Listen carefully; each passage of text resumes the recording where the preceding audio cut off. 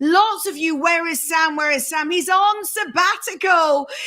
Just bless him to rest, you guys. He'll be back soon, okay? So don't stalk him. Let him sleep and let him take a good sabbatical, and he'll bounce back soon enough with his Scottish brogue to bless you in the months ahead. So that is good. So, Jonah, you had a word of the Lord. You're going to discharge that. We're going to chat through. Guys, you need to be attentive. And as we go, do you know what you can do? You can start to type an area you need great breakthrough in, because this is the day of deep warfare, effective deep warfare. God wants to release to you an understanding that you can be effective in deep warfare. This is not the shallow. This is not the boring. This is not the ineffective. This is not the same old business of as usual. This is deep warfare. Word territory today. Ears up, attentive, my friends. And so I need to know where you need your breakthrough so that we can talk about getting you broken through as well. Some of you saying there needs to be salvation in my family. Some of you saying there needs to be finances. So David's just saying that the YouTubers who are watching, as you type where you need your breakthrough, let's see it on the screen, that 33% of you watching are not subscribed. So as you start to type where you need your finances, I need you to click the subscribe. And David says only 17% of you, YouTube knows, have turned on your notifications. So, oh my, look at that. A lot of you needing financial breakthrough. Come on. And a lot of you needing deliverance and corporate deliverance. Oh dear, Polly, that's yuck to read. Dear, love you. That you've just discovered your local church that you have joined doesn't accept women in leadership. My word, Polly, that is a need for breakthrough. Some of you needing a new warfare mindset rather than just a observation mindset. Some of you needing great discernment. I'm glad you are commenting. Keep commenting. Where do you need a breakthrough? Where do you need to understand deep warfare? Jonah, as the guys are typing, where they need breakthrough. Come on, David's flicking them on the screen. We're starting to agree for each other's breakthrough as David starts to put them in front of our eyes. There we go. And we see your names and we see what you need a breakthrough for. Don't be a stranger from typing. Yeah. Jonah, start to prophesy, my friend. I was taken into a dream on March the 1st where the Lord took me into the war room. And this was the first time I've ever encountered the war room before. And I'm sitting there and the Lord's starting to show me a blueprint. And as I'm looking at the blueprint, I'm asking him what's on the table. And he said, this is a naval blueprint. And these are all naval ships. These are all submarines. And he started to hand me submarines into my hand. And he said, this war is naval, and the strategies you're using in this current season are not deep enough. And then I woke up out of the dream and I was shocked because I didn't know what to do with this. And so for the next 24 hours, as I came up out of this dream on March 1st, I just started to ask the Lord, what do you mean by this? What does this mean? What do you mean the war is naval in nature? Why are you showing me submarines? And the Lord started to speak to me and he said, Jonah, not just you, not just the prophets, but the entire church does not have a deep prayer life. You think it's deep enough and it's not deep enough yet. Currently, your prayers are not battle ready and they're not set up for covert battles. Your prayer warfare style is too cute to win wars. And I got like hit in the stomach with that. I was like, Lord, what do you mean by that? And he said, as prophets, you've lost your intercessory ability and you need to grow in intercession in this hour. And he said, right now, none of my intercessors are entering into the wartime strategy room. Do you even know what it feels like? Do you even know what it sounds like? And he started to say, I need wild activations from my intercessors. Are you ready?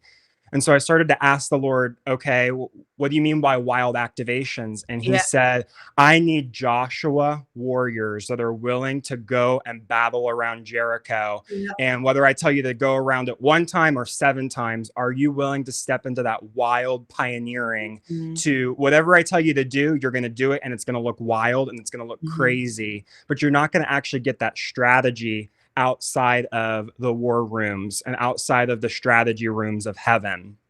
And so from there, the Lord started to give me what looked to be about a 7-step strategy. Yeah. And I heard the Spirit of the Lord say, number 1 is you don't know how to journey with me yet. Some of you know how to go into the inner courts, the innermost courts, the outer courts, and you can flow in and out of that. But he said, do you even know how to flow in the realms? If you can't move in and out of the realms of the spirit and in and out of, and into the different rooms of heaven, you can't even move from step 1. Well, let's unpack that because that's very helpful. So we're agreeing deep warfare is needed. We're agreeing that we're too shallow. I think most of us would wave in the comments and go, I think I am too shallow. Yeah. We get a little bit terrified by the word intercession. I know for years, I've thought, I don't understand what you mean by intercession. And it seems like it's too beyond me. And can we have a truth-telling moment that intercession was for the special alumni of some school that I didn't know how to attend? And actually most intercessors I've met, I've not liked, because no, is that too honest? Most intercessors, apart from my own, those who intercess for me, because there's a few of them on here. Hi, lovely intercessors. But most of them I've not liked because they seem too super spiritual, supercilious, not authentic, not real, just a bit irritating by them knowing a secret that I didn't know. Secretive. It felt like it was secretive, like intercession was a conspiracy theory. Is anybody else want to wave at that and say, I hear you, Emma? And some of you are repenting for being too shallow. And I really appreciate that. And you're waving at me. Intercessors felt too weird. Okay. So, there's more than that, Emma. Can I just say? Yes. In the dearth of prophets, intercessors had too strong a responsibility, and they literally overstepped the mark and started to go, I call it round and round the mountain, because they were so incredibly diligent. And can I just say, I think for a lot of us, we wouldn't be here and we wouldn't be at the levels that we're at in our churches or in our nations or wherever without diligent intercessors. But it has all changed. Yeah. And I don't know about you guys. I mean, Emma, you're quite, I'm not going to say negative, but you've got a certain slant on intercession. When I think of intercession, I just think of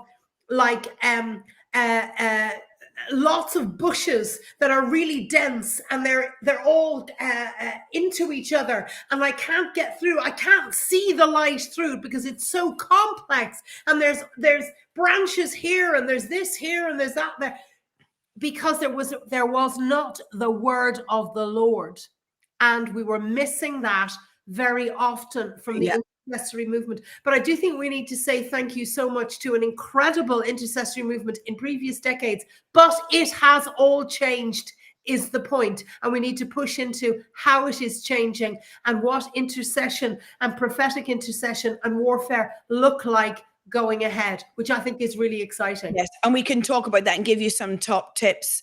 And here we are struggling a little bit with the word intercession, and it's provoking different thoughts in each of us and in the comments. And you can type in the comments what's your experience of intercession, and if you can type big sentences, go for it. But if it's just a thumbs up or a thumbs down of your experience with it, you can let me know that too. Jonah, what was your experience with the intercessory movement or the word intercession? I think what I've noticed with intercession is, let's just say you have, your group of intercessors, Emma, and you come to them with this is an area that I need prayer for. What we tend to do is we operate in assumption. So you mentioned, I'm seeing this thing, or I'm hearing this, or I'm seeing fear, or XYZ. And we just immediately start with a kind of like an axe in the air, and we start waving, and we start cutting, and we start saying, I rebuke and I bind, and we haven't actually first sat with the Lord to say, Lord, why am I seeing this? What am I seeing? What's the reason for this? And as the Lord was starting to take me, in the deeper waters, and then kind of more the Asia area, and going deep in the waters, I was seeing all of these different things I'd never seen before. And it's easy for us to, out of assumption, say, oh, that must be Leviathan, or that must be a spirit of this. I'm just going to break that, and I'm going to bind that, and I'm going to rebuke that. And that's not the strategy here. And we have to come up higher. That's the baby lukewarm milk of intercession that I think we've been in for about probably 20 to 30 years. And the Lord's saying, I'm just waiting for my intercessors to actually ask me what they're seeing and what they're supposed to do with it, and ask for strategy. And I don't think that we've actually had strategy in the intercessory movement. Yeah. Can I just make a comment on that, Jonah and Emma? Some of you in the comments are saying, well, intercession is like a shout, and it's a leap, and it's a this, and it's a that. That has been the old intercession. They are ways that we intercede, but that is not the intercession.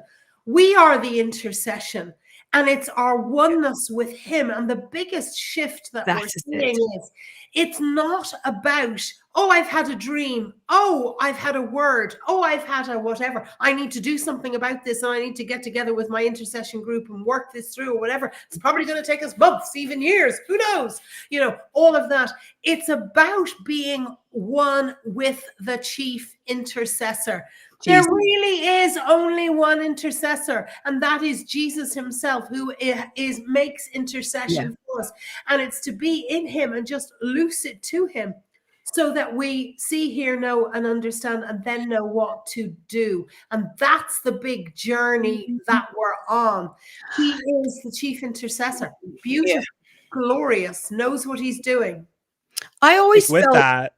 Yeah, go on, Jonah. I was going to say, I think that's why we have to, and this is why the Lord's taking us back to encounter. Yes. So we've lost encounter. So we're having a prayer meeting. We're praying about it, but we're not in encounter. So we don't know what Jesus is praying for. We don't know what he's currently standing in the gap for. And that's what we have to reset and be like, oh my gosh, we've missed the mark. We've missed the point. Let me get back into encounter. Let me get into the throne room. Let me see what Jesus is praying for. Yeah. What cups of intercession are currently pouring over? What is the Lord saying, wait on? I can't pour this out yet. Don't pray about this. Wait. And what are the things that he said, it's too late. This thing has already been poured out. Stop trying to stop it. I've already poured it out. Yes. I'm going to be really, really honest in my frustration with intercession over many years. Apart from it feeling like an exclusive club, it felt like a lot of noise without a lot of effect, a lot of energy without a lot of demonstrations of power, a lot of wearing out the saints without a sense of tangible fruit.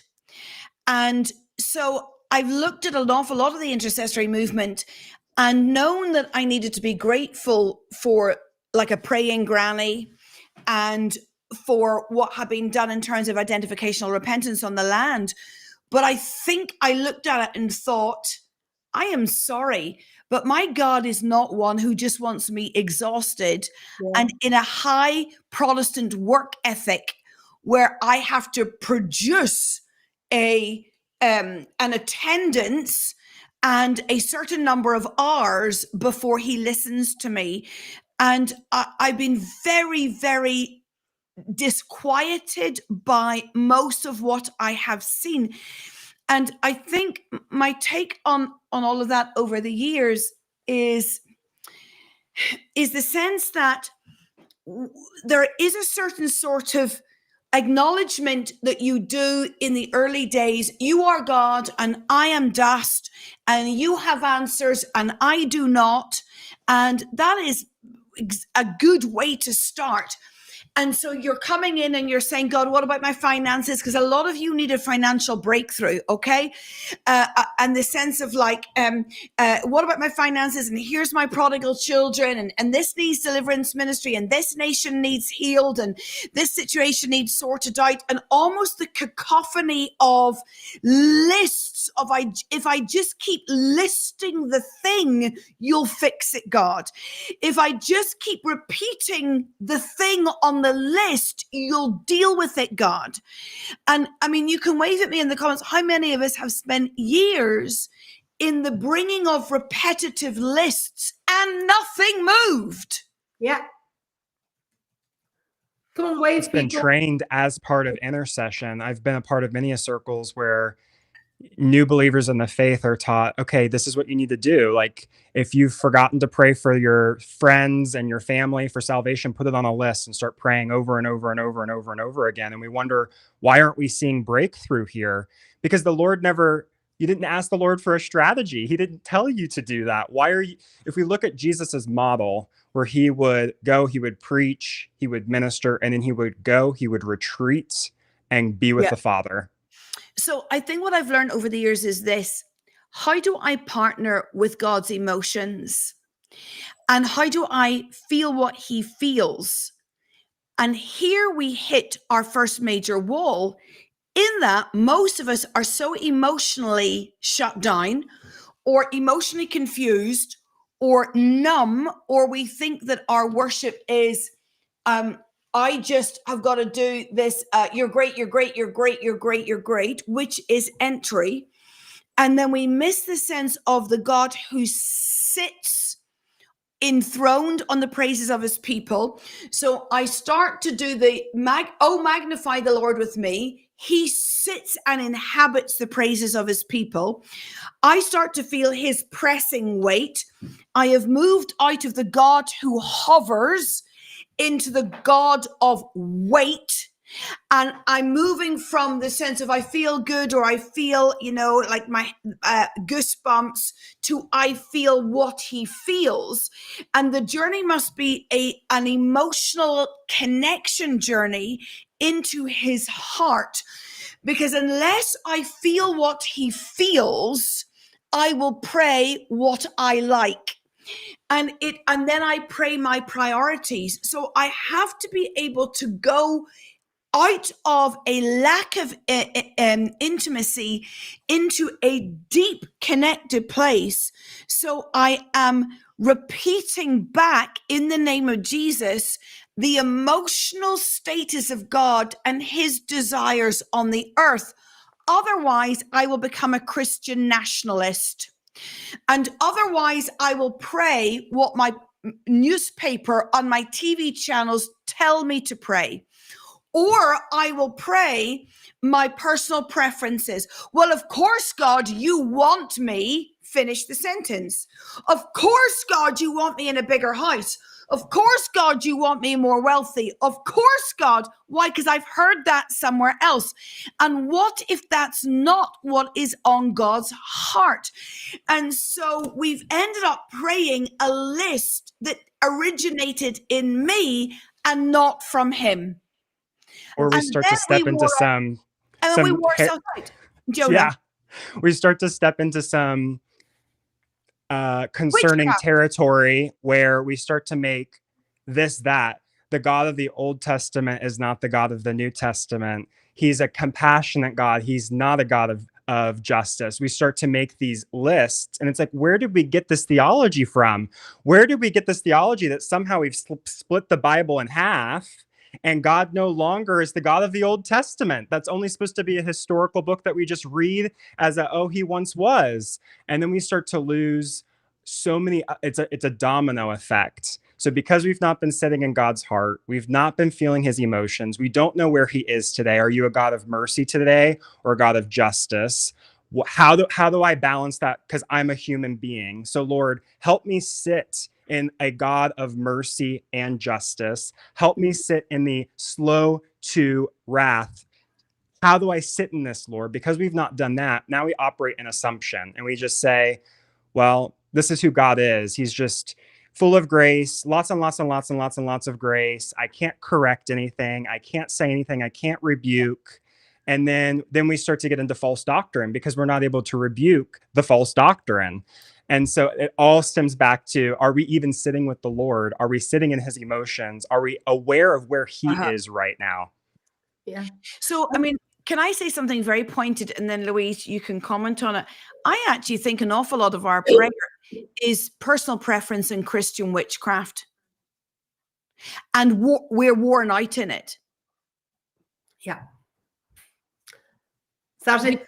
Are you just going to say that, Emma, or are you going to? No, you pick that up. You know, I think you are so right. And somebody put in something in the comments there, and I just thought you're so much what all of us have done. It took X amount of years for us to see a prayer answered, but actually, did God really ask us to keep praying that prayer every day? Or if we just prayed it once, if we had sat in trust and if we had looked in the spirit to see what was happening and to listen to him about that request, could we have saved ourselves a lot of time and worry, etc., etc. There's so many questions, but you know, just I believe, and even as we're talking, I feel like as if the Lord is drawing his whole intercession movement right under his wings and into his heart.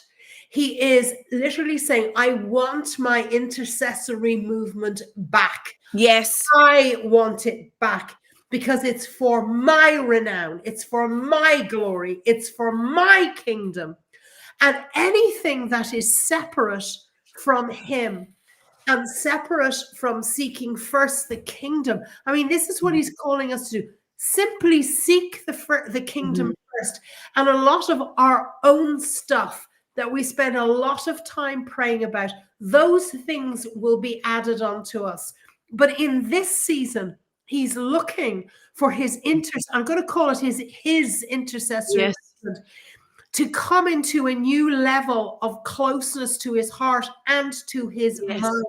There's a whole new level of dependence on him, because it is about revelation. It's not just about good ideas. Oh, we need to pray about this. Oh, we need to pray about that. It may be that the very thing that you think is a priority is not a priority to God.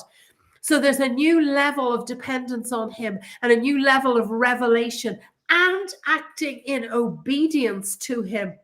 And this intimacy and trust of him means that he will invite you into places in the spirit. And I think we're all just beginning to learn about this at a greater level. If we will spend the time, he will take us to places in the spirit and actually show us what he's doing. And it will take your breath away, because I'll tell you, the whole stuff of God bless this and God shift that and God move here and God move there, suddenly at a lower level, suddenly becomes so small and irrelevant that we're seeing actually what's happening in the spirit. And he wants to share his secrets with us. He really does. And he's calling for a people who are so surrendered and submitted to him and have no thought of their own welfare in this, but only the kingdom.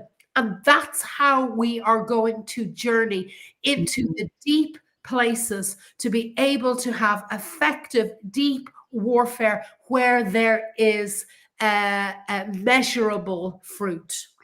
Yeah, I think it's interesting. I think, is it Timothy? Sorry, I've lost your comment. Timothy Matthews. Yeah, Timothy Matthews. You're asking about separating warfare intercession from personal intercession. Let's go on a journey here, Timothy. It's a great question. I think sometimes, it's Timothy Matthews in Florida.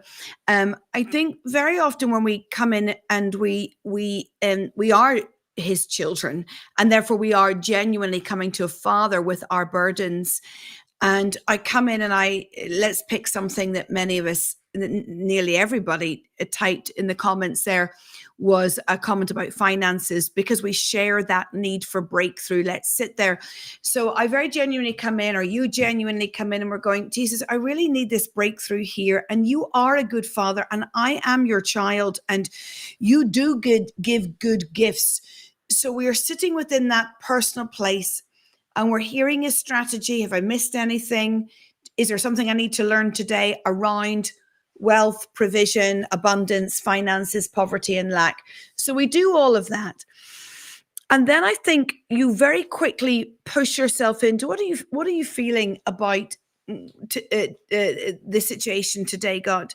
And before you know it, the smallness of your own life has disappeared, and you are sitting in God's heart for something that actually is quite surprising, and that you did not think about, is a totally different place. And then the prayer or intercession becomes a wonderful thing. It becomes a wow, because you're not in a hot, sweaty mess trying to produce something.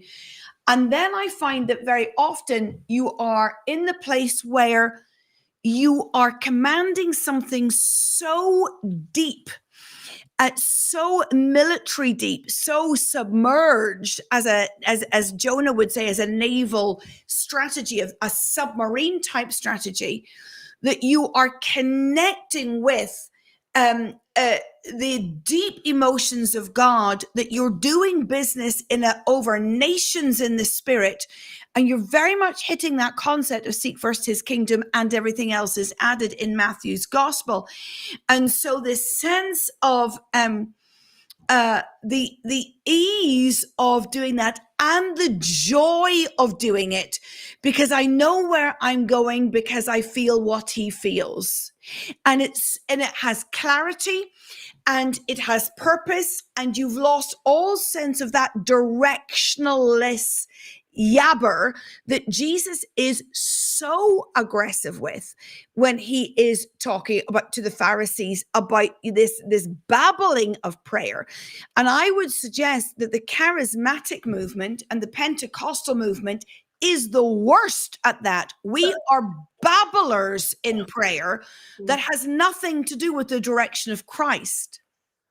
That is so true, Emma. Oh my goodness. I think we're all of us who've got a mouth on us. I mean, I love to pray, but I do feel like the Lord is clipping my wings in prayer and saying, actually, less of your words and more of you traveling with me and being with me. It's a whole change. And I do think the charismatic church particularly, and you know what, sometimes we park our brains and we park our awareness in the spirit, and we go into what we have done for decades. And you know, all we need to do is just say, sorry, Lord, we're out of time on this, to put us into your timing. Teach us. I mean, let's face it, the Lord didn't, there's no scripture that says, Lord, teach me how to worship or teach me how to preach. It's, Lord, teach us to pray. That's the big one. So if it was good enough for the disciples, well, it's good enough for us. Yeah, I'm going to give an example. Louise, we were over, and then Jonah, you'll have to bring point. You have 7 points of your word, and we've got to a whole point 1. We knew we'd be slow, but we didn't realize it'd be this slow. You come to point 2 in a minute. But I was over in Belfast with you, Louise, at the weekend, and there's this prophetic word over Ireland where it calls the land of saints and scholars. And we've talked about that, and I'm sure there's a lot of words around and prayers around the reawakening of Ireland, the land of saints and scholars. And I heard that in the spirit, saints and scholars, and the Lord was so cross. And he's like, I don't call you that. And then he actually laughed. When God laughs like a Psalm 2 laugh, where he's mocking, it's quite unsettling. And God mocked and laughed. at the babbling intercession that had demanded of him a petulant, misdirected prayer. And when it's not from him, it's Christian witchcraft, where they wanted a resurrection of saints and scholars. And the Lord said over Ireland, I never said that. You said that. Now that's shocking, isn't it? Because that's an entire intercessory movement that the Lord said, I never said it. Are you hearing me? An entire intercessory movement over a nation asking the land of Ireland to be reestablished as saints and scholars. And the Lord just said, no, I've never called you that. And then the Lord said, go ahead. Yeah, he says, I called you wild believers and holy creatives. Yeah. That's not being a scholar. Wild believers and holy creatures. And I felt the pain of the Lord for generations of misdirected intercession. Yes. We have to ask ourselves, how, if it wasn't from the Lord, where did that title come from? And is it a doctrine of demons? And I was having this conversation with a friend of mine about Cincinnati, which is where I'm from, and we're called the Queen City, and that's what everyone partners with. And recently the Lord started to get cross, and he said, stop partnering with revival and saying the revival will come to the Queen City. He said, don't you know that the Queen of Heaven is sitting over your territory? And every time you pray this prayer, that's a doctrine of demons, you're partnering with the Queen of Heaven. And we've not stopped to ask the Lord, who gave these titles in the first place? Why are these titles over cities and regions? Was it from the Lord? And were we supposed to be partnering with it in the first place, or should we be breaking down the scaffolding and we think that we're doing, out of our ignorance, we think we're doing a good thing by saying, Lord, I just want revival to come to the Queen City, or Lord, I want the saints and the scholars to rise up. And the Lord's like, I don't, though. I actually don't want that. I want something different. Yes. Yeah. And this is where we've got 2 ears and 1 mouth. And this is why we must listen, listen, listen. Otherwise, our words are wasted, because we're not on the trajectory of the Spirit. At worst, we're agreeing with demons. Yes. At worst. And at best, our words then on our prayers are nebulous and benign. But it's a serious thing. But we shouldn't get too, this isn't for anybody to get het up or concerned about it. It is a call to that deeper listening of where the Lord is taking us. So that's good news, and we need to get on this. It is going to make prayer. I don't even like the word intercession. I'm sorry. Neither do I. I'm sorry. I don't either. Because God is completely turning it inside out and upside down. We'll find a better word.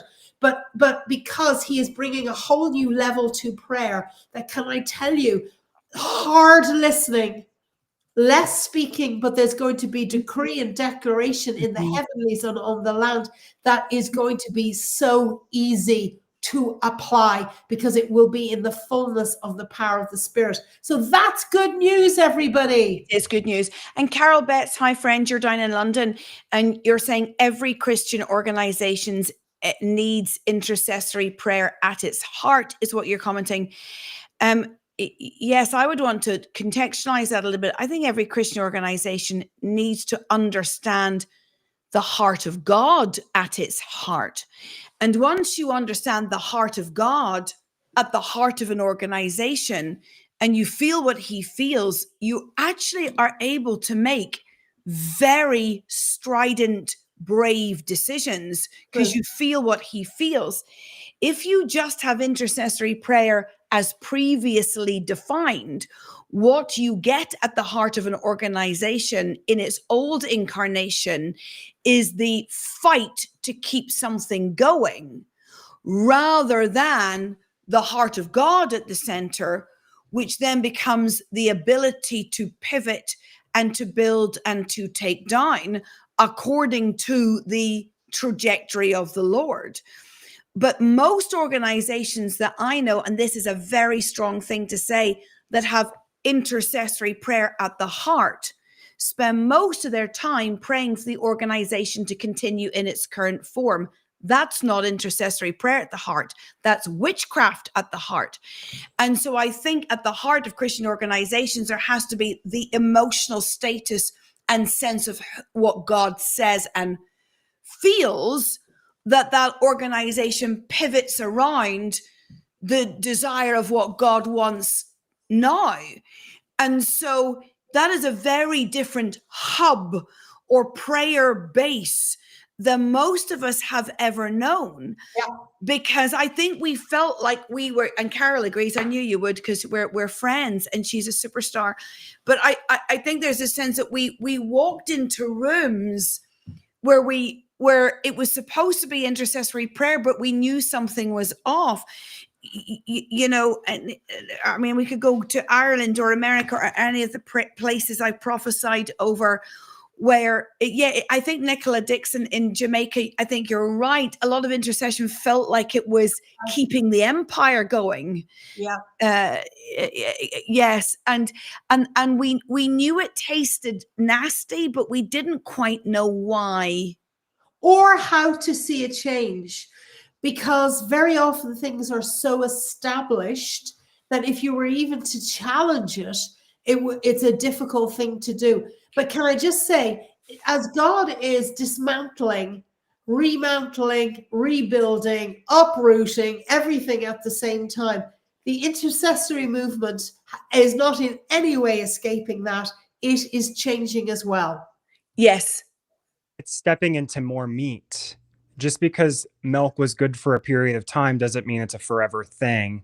And if we stay in this mindset of, this was what I was taught how to pray, I'm going to do A plus B equals C, that's religion. Mm-hmm. And we have religion in our intercession because, like you said, we've been taught this, we've always done this, and I just pray that the Lord keeps another move of God happens, another revival happens. Lord, let the glory continue to fill on the existing thing. And that Lord's like, that's not what I'm asking for. And I think that's also, we saw this a couple of years ago, Emma, as you were starting to prophesy the Lord taking us out of house of prayer movements and into house of worship. It's not that prayer is going to be lost. Correct. The Lord is shifting the way that we look at prayer. And even today, intercession itself, like the idea, the concept is going to shift, and even the language will shift. It's not that the core of what God calls intercession is going away. It's the way that we as human beings understand and conceptualize it is shifting and changing. And sometimes the Lord needs to give us new language and a new parable and a new story just for our brains to wrap around it, because we've put religion around it. We've scaffolded it and called it the Lord's work, and it's not the Lord's work. Yeah. I mean, Timothy Matthews, hey again, lovely. You're saying, so what's the solution? I mean, I can only tell you what I'm doing here, and take it, apply it, take pieces of it, push back against it, if you like. David and I, with our leadership team this morning, are discussing a Tuesday morning weekly time together, which we're trying to name. We might call it the deep dive. Or we might call it the Voice of God sessions, but we're not calling it a prayer meeting because I don't want to call it a prayer meeting, and we're not calling it intercession because I don't want to call it intercession, but I'm calling it the deep dive once a week on a Tuesday because I need a sound.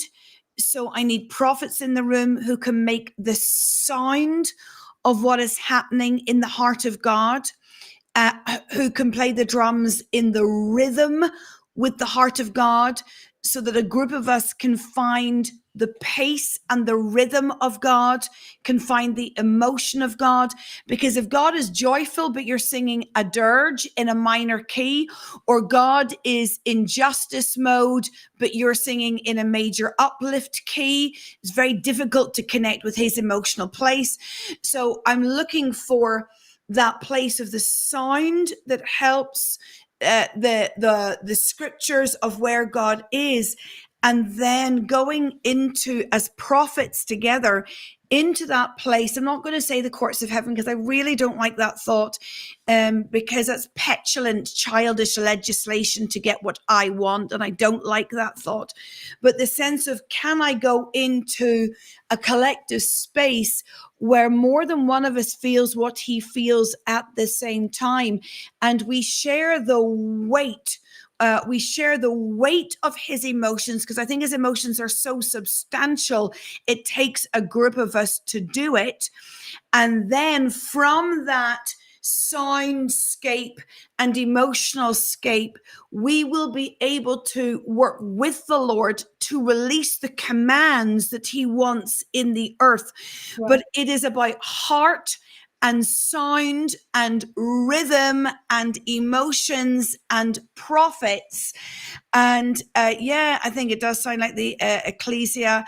And so, I mean, I'm playing around in that water, in experimenting, so that we can become those who speak out what he is saying, and none of this petulant, demanding list nonsense. Louise, Go ahead, Louise. or Jonah, if you something. Yeah. Well, I think what you're talking about, Emma, is for some of us, we have been on that journey for a long time. Yes. And have been moving into that over a number of years. For others of you online, you might be going, "Oh my goodness, I never knew this was happening." Yeah. But the reality is, we're all in different places on this. But be encouraged. You know, it's like Paul said about praying at all times in every way. Yeah. All prayer, is gathered up if your heart is pointed in the right direction. However, so I want to encourage you in that. However, there is an opportunity right now in the spirit realm for anyone who wants to grasp this and say, "Lord, I want to be part of what you're doing in shifting heaven and earth in your purposes." And rather than praying sweet prayers or else complex, deep, round the mountain intercessory prayers, I just want to be in you, with you, as you, hearing you. Can I just say, there's a whole new move happening, and it's right there in the spirit. And for some of you, your churches will get hold of this, and your leaders will, and you will begin to pray very differently.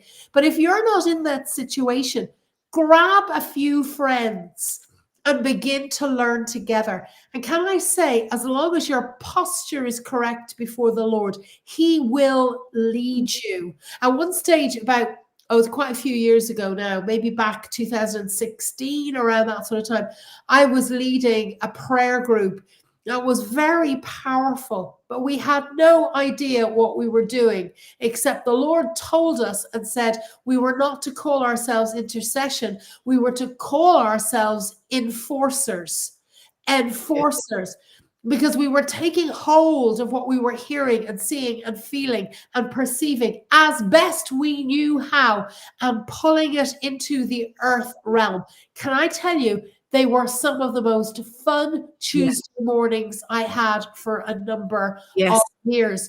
But there is more happening now, and there's a greater understanding. So grab the opportunity in the spirit and be freed. Say, "Job well done" in the past, and now be freed into the new level of what he's doing. Yes, I mean, I love that, Louise. We used to do something similar here on a Tuesday morning in one of our previous buildings. And I look back on those with such sweet memories, because we really journeyed in the spirit. Yeah. And it was this, but we didn't ever call it prayer and intercession, although it was actually exactly that.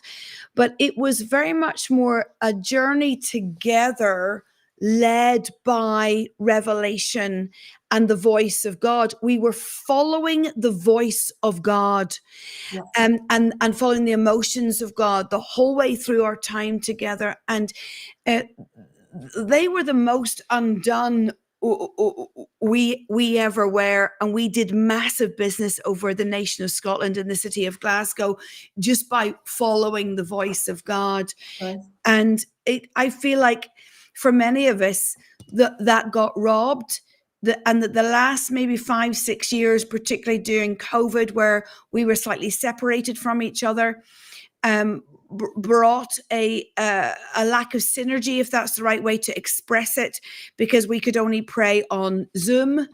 And actually, you need consistent relationships, would be my take on it. Consistent relationships who trust each other's a communion with the Lord. Yeah. I mean, Zoom is a very poor medium for prayer. It really is. But it did its job in COVID.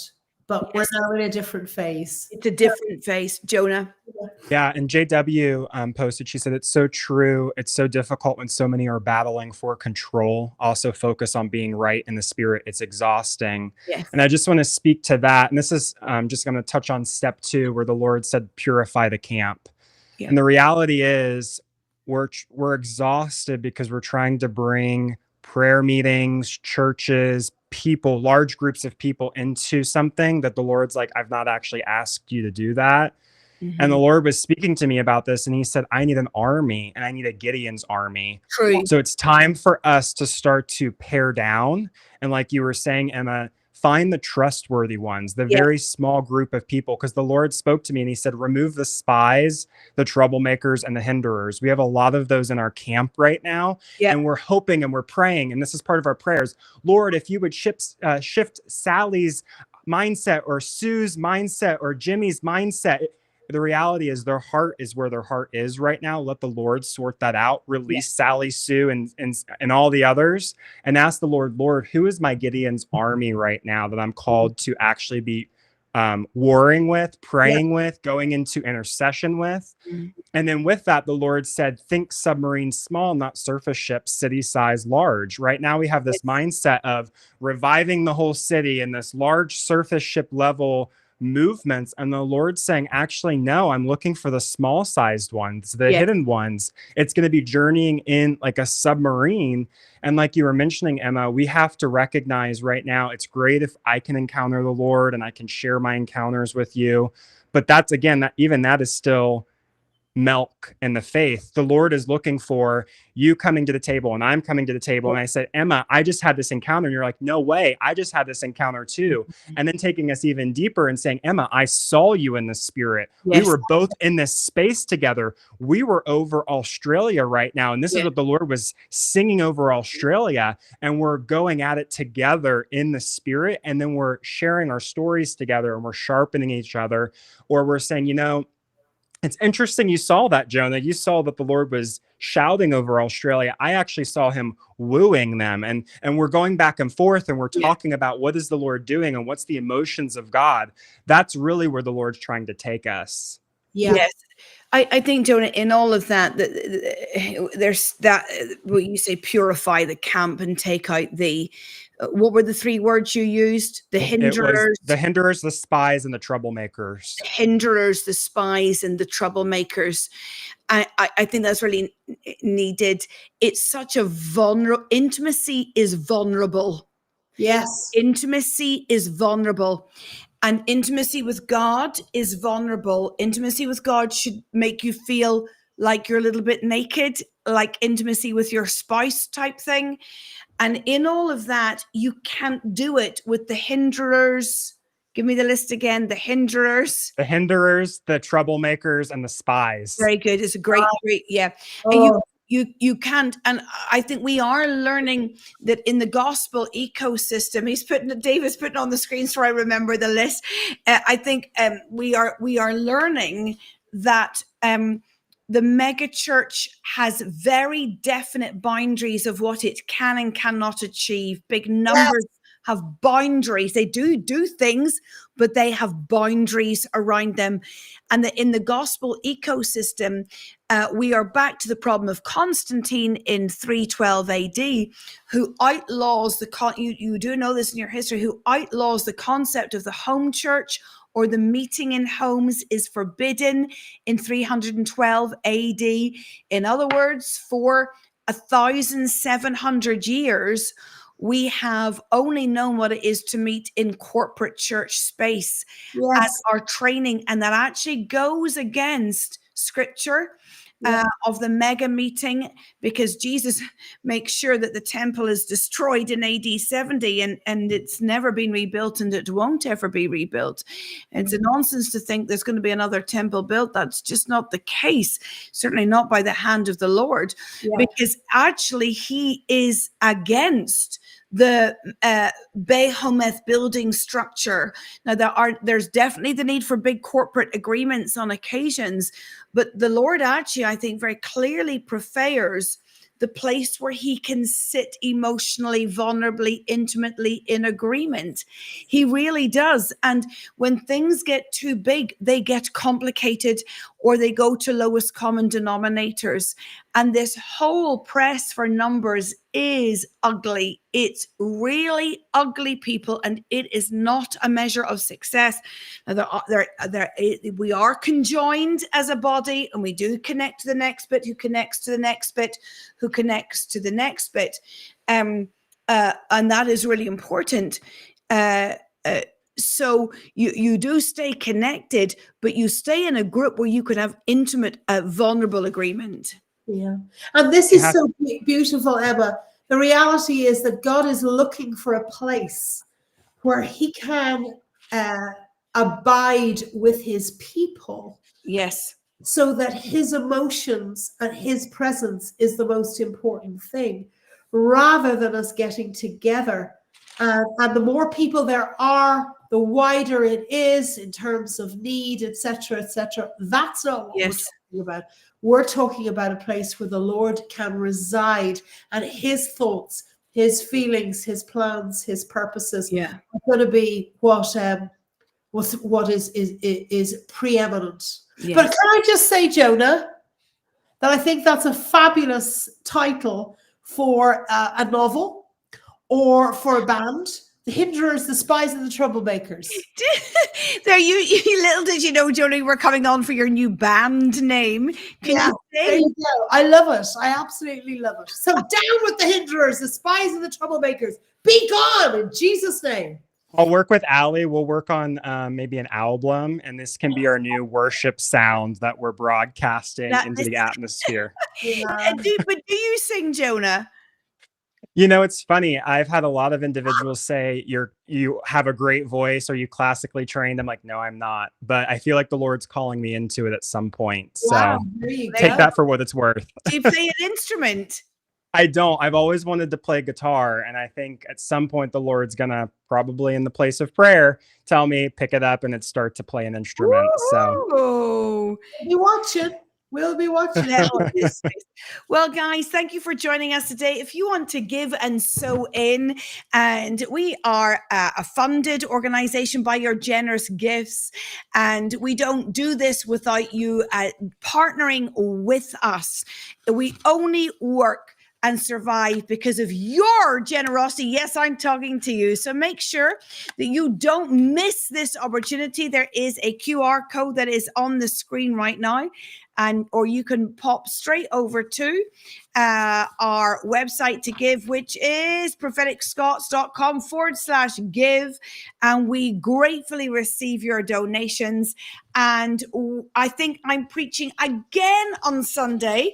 I think you've had me 3 weeks in a row, which is rare in Glasgow. You got me for week 4. Dear only knows. I'm going to try not to maybe sing inappropriate songs this time. During my Sunday service, I got myself distracted. So we love you, and we will see you Sunday for Power Church. And then next week, we are back for Power Hour. Make sure you are listening to What the Prophets Say podcast and War Rooms. You'll all be speaking in a Northern Irish accent at the end. We love you. See you soon. Bye. Bye.